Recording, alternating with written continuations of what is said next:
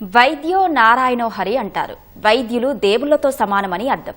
అలాంటి పవిత్రమైన వైద్య వృత్తిలో ఉన్న సమయంలో ఓ సర్జన్ అత్యంత దారుణానికి పాల్పడ్డాడు.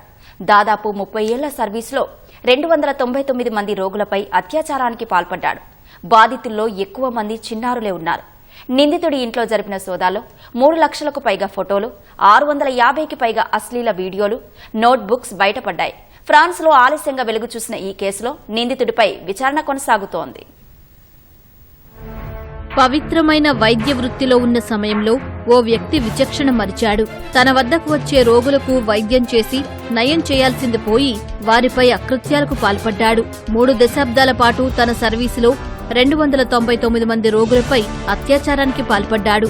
బాధితుల్లో ఎక్కువ మంది చిన్నారులే కావడం మరింత విచారకరం. ఫ్రాన్స్లో ఆలస్యంగా వెలుగు చూసిన ఈ కేసులో నిందితుడైన 74 ఏళ్ల జోయల్ లీస్ కార్నెక్ పై విచారణ కొనసాగుతోంది.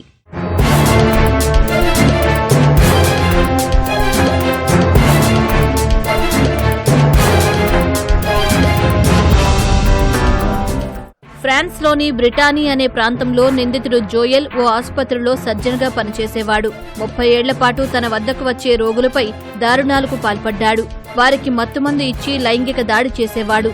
ఇన్నేళ్లు ఈ దారుణాలు కొనసాగినా అతడి అకృత్యాలు 2017లో బయటపడ్డాయి. తన పొరుగింట్లో ఉన్న ఓ 6 ఏళ్ల చిన్నారిపై అసభ్యంగా ప్రవర్తించడంతో ఆ సమయంలో జోయల్పై కేసు నమోదైంది.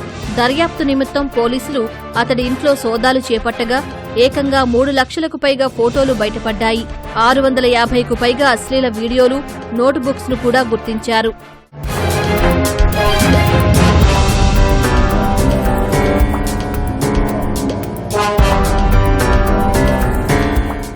చిన్నారులకు ఎక్కువగా ఆకర్షితుడై శృంగార కార్యకలాపాలు నెరిపినట్లు అతడి డైరీల్లో ఉండడం చూసి అధికారులు ఆశ్చర్యపోయారు.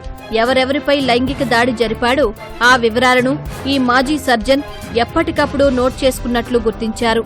ఆ ఘటన తర్వాత మరో 4 చిన్నారులు కూడా అతడి బాధితులని తేలడంతో 2020లో కోర్టు జోయల్ను దోషిగా తేల్చి 15 ఏళ్ల పాటు శిక్ష విధించింది. ఈ కేసును మరింత లోతుగా దర్యాప్తు చేయగా అతడి పాపాల చిట్టా బయటపడింది.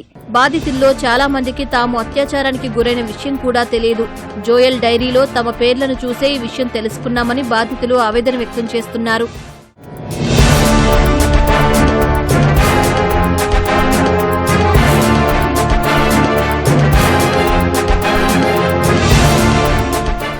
నాలుగు నెలలుగా ఈ కేసులో విచారణను ముమ్మరం చేయగా తాజాగా అతడు కోర్టులో నేరాన్ని అంగీకరించాడు.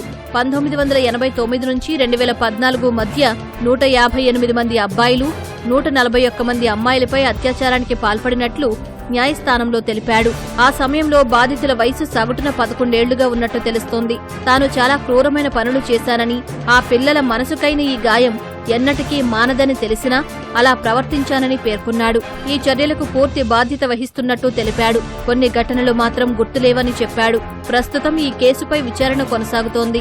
ఒకవేళ అతడిని దోషిగా తేలిస్తే మరో 20 ఏళ్లు శిక్ష పడే అవకాశం ఉన్నట్లు తెలుస్తోంది. ఫ్రాన్స్లో మహిళలు, చిన్నారులపై అఘాయిత్యాలను అరికట్టేందుకు కఠినమైన చట్టాలు తీసుకురావాలని సామాజికవేత్తలు ఆందోళన నిర్వహిస్తున్నారు.